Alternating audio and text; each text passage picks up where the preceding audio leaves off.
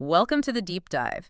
You're here because you need that strategic knowledge that really cuts through the noise and lets you execute flawlessly. Our focus today is, well, it's maybe the most complex logistical environment in corporate America. I'd say so. We're talking professional ground transportation in Southern California.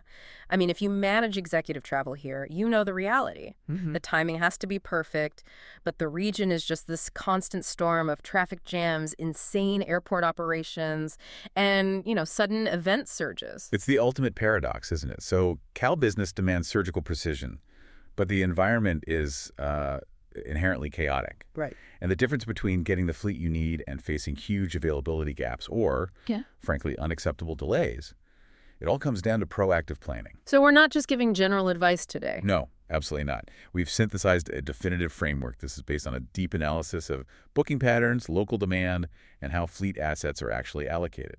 And we've distilled all of that into 7 essential scheduling rules.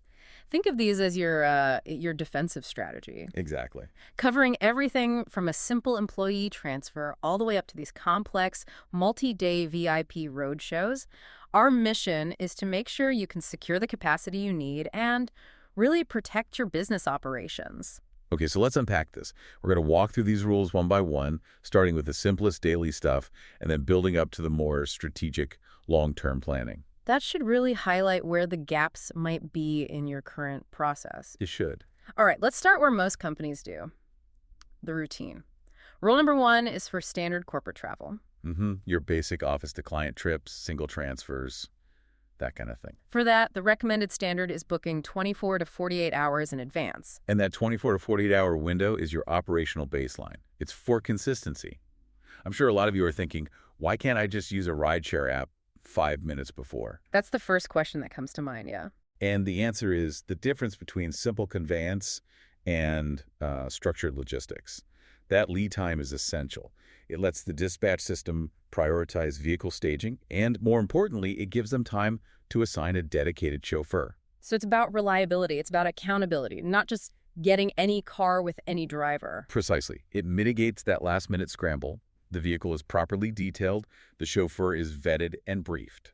Okay, but what happens the moment you add a major point of congestion, like an airport, to that equation? Well, that 48-hour baseline gets tested immediately. Which brings us right to Rule 2, airport transfers. We're talking LAX, Ontario, SNA, Burbank. I mean, these are among the busiest air hubs in the entire world. They are. And for these critical trips, you have to book at least 48 hours early. At least.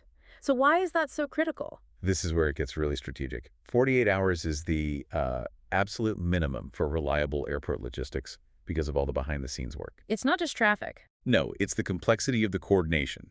That lead time lets the dispatch teams integrate real-time flight monitoring. Ah. Okay. And crucially, they can assign chauffeurs who are specifically trained in airport protocols, geofencing, handling those commercial pickup zones that, seem to change every other week at a place like LAX. So I imagine that window also lets the provider pre-stage vehicles sort of strategically outside the main airport chaos. Absolutely. It's strategic asset management. They can activate a car only when the flight is confirmed on the ground. It avoids all those circling delays and parking fees. And that real-time flight data is key. It's the key. It prevents that massive ripple effect a 2-hour flight delay can cause to an entire corporate schedule. You need the 48 hours to lock in that level of coordination. Okay, let's shift gears. Let's talk about the hours of the day when managing chaos gets even harder. Rule 3, the early bird or night owl trips. Yeah, that's the high-risk window between 12:00 a.m. and 6:00 a.m. For these, the rule says you have to book 72 hours ahead, a full 3 days. This 3-day lead time is, it's basically non-negotiable for a reliable service then. And people might ask why. The roads are emptier, right? You think it would be easier? Paradoxically, they're more volatile for planning. The 72 hours gives dispatchers a chance to cross-reference Caltrans permit schedules. The Department of Transportation. Exactly. Those permits dictate all the major overnight freeway closures and construction detours on routes like the 405 or the 5. So you're saying 3 days lets them plan a route that avoids a major closure that might not even be public knowledge until the night of. That's it, exactly. Without that buffer, you risk massive unannounced detours.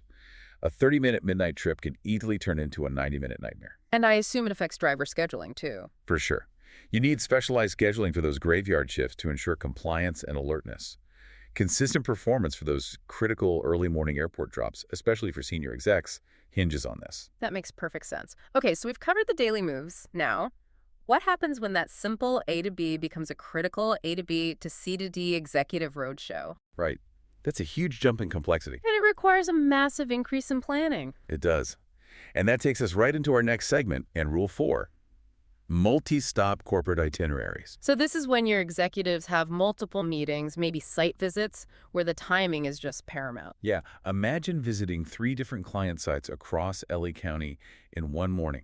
For that, the lead time has to jump to 3 to 5 days in advance. 3 to 5 days, that feels like a lot for just multiple stops. Can't technology, advanced GPS, just handle that with less notice? The tech is only as good as the person executing the plan. 3 to 5 days allows for deep human analysis of the itinerary. We're not just talking about mapping. We're talking dynamic traffic modeling. What does that mean exactly? The provider analyzes expected congestion at specific times of day. For example, if a meeting ends at 4:30 p.m. in Santa Monica, Oh, that's rush hour. that exit strategy needs to be modeled precisely against rush hour patterns.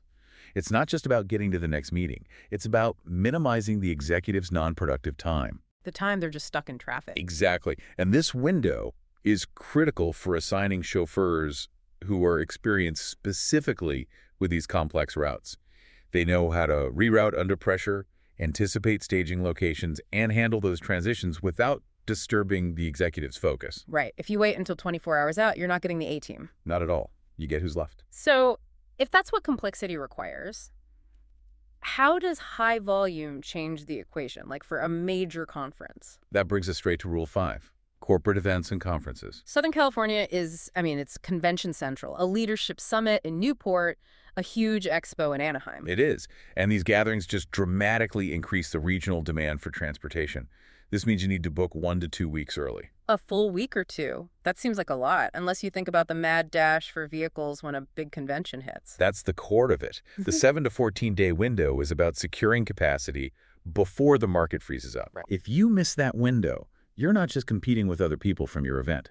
You're competing with every other company trying to move people for every other event in the region at the same time. And you need that lead time to guarantee you can get the right kind of vehicles, right? The bigger ones, like sprinters or shuttles? High-demand vehicles, absolutely. Sprinters, executive vans, even full-size shuttles. They go first. And I imagine it's also about coordinating with the event planners on site, which you can't really do effectively in just a day or two. Correct. You need to coordinate arrival waves, departures. Logistics managers rely on this early booking to prevent that chaos. The surge pricing, the complete lack of options, it can paralyze a city. So early booking is really a competitive advantage. It ensures your people are managed smoothly. It really is. If we look at the big picture then, rules 1 through 5 are about mitigating daily and event-based risks. That's right. But rules 6 and 7, they seem to move us into a totally different realm. This is strategic planning for predictable high-demand periods and really intense VIP coordination. Exactly. Let's look at Rule 6, which covers peak travel seasons. And these seasons are completely predictable in SoCal. You've got the December holidays, summer tourism. The intense summer months, spring break, and any time there's a known major convention surge. For these periods, you need to book 2 to 4 weeks before the travel date. 2 to 4 weeks, that's a serious planning horizon. Why is it so crucial to grab a slot that early? It's an asset allocation issue, plain and simple. Peak seasons cause demand for premium vehicles to just skyrocket. Especially the high-end SUVs and sprinters. Those are limited resources. If you wait, you don't just risk paying more, you risk a complete denial of service for those vehicle types.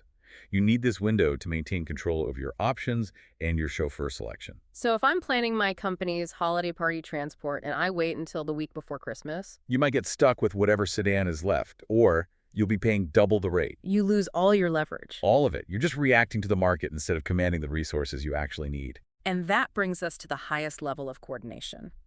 Rule 7, large VIP or executive groups. This is the big one. High-stakes roadshows, international investor arrivals, senior-level corporate teams, anything that requires intensive, multi-layered planning across multiple days.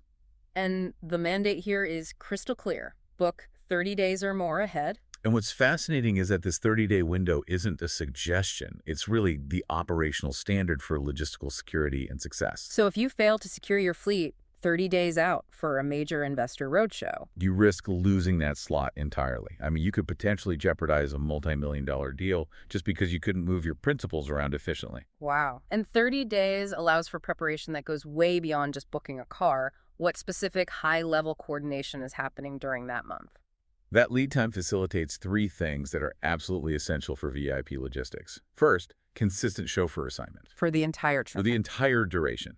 VIPs rely on familiarity, trust, predictability. Second, it gives you the ability to do dry runs of the route timing. To make sure the movement between meetings is flawless. Exactly. That's critical in dense places like downtown LA. And the third thing, What's the third? vehicle preparation. It ensures the specific luxury or security-equipped vehicles you need are pulled out of rotation, intensely detailed, serviced, and prepped only for that mission. So it's the difference between just a driving service and embedded logistical support. That's the perfect way to put it. It's support designed to anticipate every need.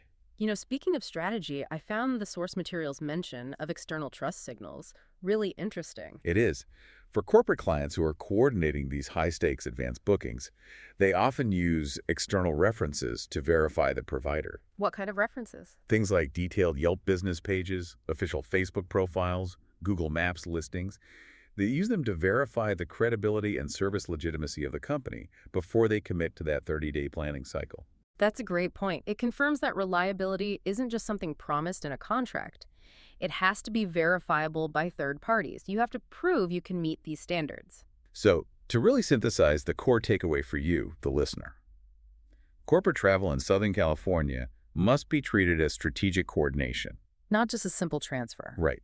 The time frame you need is directly proportional to the complexity of the trip. It can range from 24 hours for a standard run all the way up to 30 days or more for that critical VIP group logistics. And the strategic benefit of booking early is just immense. It ensures efficiency and guarantees on-time executive travel in what is, a very volatile landscape. So what does this all mean for your organization? The ability to consistently secure the right transportation at the right time, especially when you adhere to rules 6 and 7, that's often seen as a leading indicator of your company's overall operational discipline. It is. Master your logistics, and you signal that you can master your core business. Which really raises an important question for you to consider. Is your scheduling reflecting strategic coordination? Or is it more like reactive hope? Which of these 7 rules are you currently failing to meet? Maybe you're booking a multi-stop executive itinerary 24 hours out instead of the 5 days you need. Exactly. And you have to ask, how is that gap in planning perceived by the executives or the clients relying on that timing? And how much is that reactive hope actually costing your business in lost time and diminished reputation? Something to mull over until our next deep dive.